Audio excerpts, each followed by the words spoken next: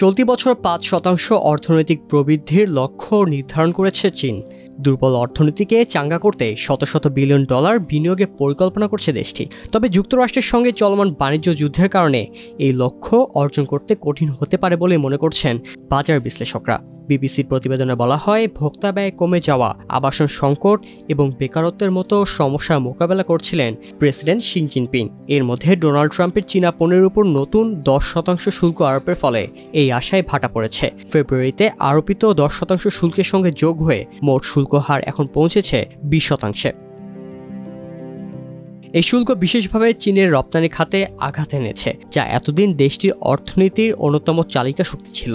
যদিও 4 মার্চ চীন মার্কিন শুল্কের বিরুদ্ধে পাল্টা ব্যবস্থা নিয়েছে। তারা যুক্তরাষ্ট্র থেকে আমদানি করা কৃষি পণ্যের উপর 10 থেকে 15% শুল্ক বসিয়েছে। এর মধ্যে রয়েছে ভুট্টা, গম ও সয়াবিনের মতো গুরুত্বপূর্ণ কৃষি পণ্য। বেজিংয়ের নীতি নির্ধারকরা স্বীকার করেছেন, দেশে অভ্যন্তরীণ চাহিদা বাড়ানো এখন সবচেয়ে গুরুত্বপূর্ণ চ্যালেঞ্জ। 2 বছর ধরে চীন 5% প্রবৃদ্ধির লক্ষ্য অর্জন করতে পেরেছিল, তবে তা ছিল মূলত শক্তিশালী রপ্তানির উপর নির্ভরশীল। কিন্তু এবার শুল্কের কারণে রপ্তানি কমে যাওয়ার সম্ভাবনা প্রবল। বিশ্লেষক হ্যারি মার্ফি ক্রুজ বলেছেন, যদি শুল্ক দীর্ঘ সময় স্থায়ী হয় তাহলে চীনের মার্কিন রপ্তানি 1/4 থেকে 1/3 পর্যন্ত কমে যেতে পারে। এই পরিস্থিতি সামাল দিতে চীন বেশ কিছু বড় উদ্যোগ নিয়েছে, যেখানে অন্যতম বিশেষ ট্রেজারি বন্ড ইস্যু, যার বাজার মূল্য 1.3 ট্রিলিয়ন ইউয়ান বা প্রায় 179 বিলিয়ন ডলার। এছাড়া স্থানীয় সরকারগুলোর ঋণ সীমা বৃদ্ধি করে 3.9 ট্রিলিয়ন ইউয়ান থেকে বাড়িয়ে 4.4 ট্রিলিয়ন ইউয়ান করা হয়েছে। বাজেট ঘাটতি বৃদ্ধি করা হয়েছে, যা মোট জিডিপির 4%। শহরাঞ্চলে 1.2 কোটির বেশি নতুন চাকরি দেওয়ার পরিকল্পনা করা হয়েছে। আর অর্থনৈতিক পুনরুদ্ধার ত্বরান্বিত করতে প্রযুক্তি খাতে বিনিয়োগ এবং আবাসন খাত স্থিতিশীল করার উদ্যোগ নিয়েছে দেশটি। চীনের সবচেয়ে বড় রপ্তানি খাতগুলোর উপর এই নতুন শুল্ক সরাসরি প্রভাব ফেলবে। ট্রাম্পের শুল্কের কারণে চীনের পণ্য আমদানি খরচ বেড়ে যাবে, ফলে মার্কিন ভোক্তাদের কাছে এই পণ্যের চাহিদা কমে যেতে পারে। এই শুল্কের ফলে সবচেয়ে বেশি ক্ষতিগ্রস্ত হবে ইলেকট্রনিক্স ও প্রযুক্তি পণ্য, গাড়ি ও যানবাহন খাত, শিল্প যন্ত্রপাতি ও কৃষি পণ্য।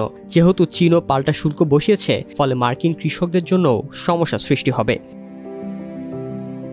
বিশ্লেষকরা বলেছেন, এই শুল্ক শুধু রপ্তানি খাতকেই ক্ষতিগ্রস্ত করবে না, বরং বিনিয়োগকেও বড় ধরনের প্রভাব ফেলতে পারে। হ্যারি মার্ফি ক্রুজ বলেছেন, শুল্কের কারণে বাজারে অনিশ্চয়তা তৈরি হয়, যা বিনিয়োগকারীদের জন্য বড় ধাক্কা। 5 মার্চ চীনের প্রধানমন্ত্রী লি কিয়াং বলেন, দেশের অভ্যন্তরীণ চাহিদা এখনও দুর্বল। আমাদের ঘরোয়া ভোগ ব্যয়কে উৎসাহিত করতে হবে।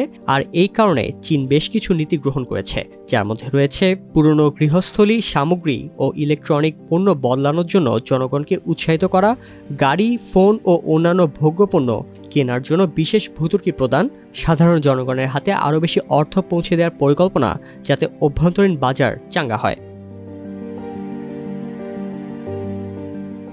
এছাড়া চীন এখন উচ্চ মানসম্পন্ন উন্নয়নের দিকে মনোযোগ দিচ্ছে। এর মধ্যে রয়েছে কৃত্রিম বুদ্ধিমত্তা ও নবায়নযোগ্য জ্বালানি খাতে বিনিয়োগ, প্রযুক্তি খাতে স্বনির্ভরতা বাড়িয়ে পশ্চিমা দেশের উপর নির্ভরতা কমানো, গ্রিন টেকনোলজি ও বিদ্যুৎ চালিত যানবাহন খাতে বিশেষ উদ্যোগ।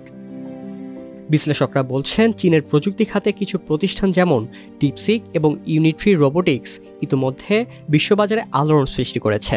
এর ফলে বিনিয়োগকারীদের মধ্যে নতুন আশা তৈরি হয়েছে। চীন সরকার আশাবাদী হলেও বিশ্লেষকরা বলছেন, অর্থনৈতিক পুনরুদ্ধার এখনও চ্যালেঞ্জিং, কারণ কঠোর কোভিড-19 বিধিনিষেধের ফলে ভোক্তাদের মধ্যে এখনও অনিশ্চয়তা রয়েছে। আবাসন সংকটের কারণে বহু মানুষের সঞ্চয় কমে গেছে। প্রযুক্তি ও অর্থনীতি খাতে সরকারি কড়াকড়ির ফলে কিছু ক্ষেত্রে বিনিয়োগ কমেছে। সামাজিক সুরক্ষা ব্যবস্থা দুর্বল হওয়ায় মানুষ বেশি সঞ্চয় করতে বাধ্য হচ্ছে, ফলে অর্থনীতি গতি হারাচ্ছে। ট্রাম্পের নতুন শুল্ক নীতি চীনের জন্য বড় চ্যালেঞ্জ তৈরি করেছে। রপ্তানি কমলে দেশের অর্থনৈতিক প্রবৃদ্ধির লক্ষ্য অর্জন কঠিন হয়ে পড়বে। তবে বেইজিং অভ্যন্তরীণ বাজার শক্তিশালী করতে নানা পরিকল্পনা নিয়েছে, যা সফল হলে প্রবৃদ্ধির লক্ষ্য পূরণ হতে পারে।